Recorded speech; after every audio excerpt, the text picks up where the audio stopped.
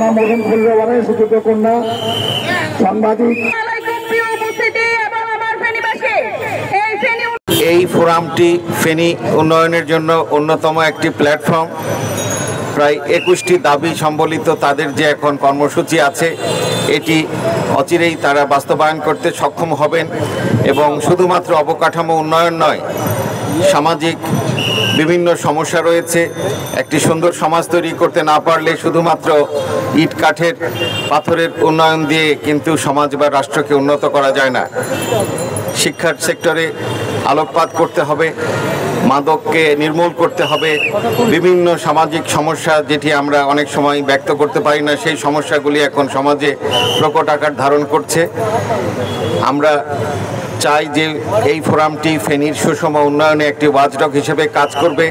Physical ডেভেলপমেন্টের পাশাপাশি যাতে তারা হিউম্যান ডেভেলপমেন্টের দিকেও যাতে একটু মনোযোগ দেয়। ফেনী আন্দোলন, ফেনীকে জেলা রূপান্তরিত করা হয়েছে এই খলিলুর রহমান সাহেবের আন্দোলনে। আমরা ওনার ফেনী ফোরামের 21 দফা বাস্তবায়ন করে ফেনীকে একটি মেগা সিটিতে রূপান্তরিত করতে চাই।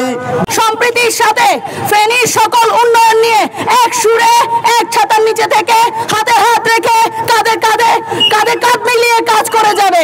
সেই জন্য আমরা আজকে এত বছর পরেও চেষ্টা করে যাচ্ছি ফেনীর উন্নয়নে সকল মানুষের জন্য যা মানুষের উন্নয়ন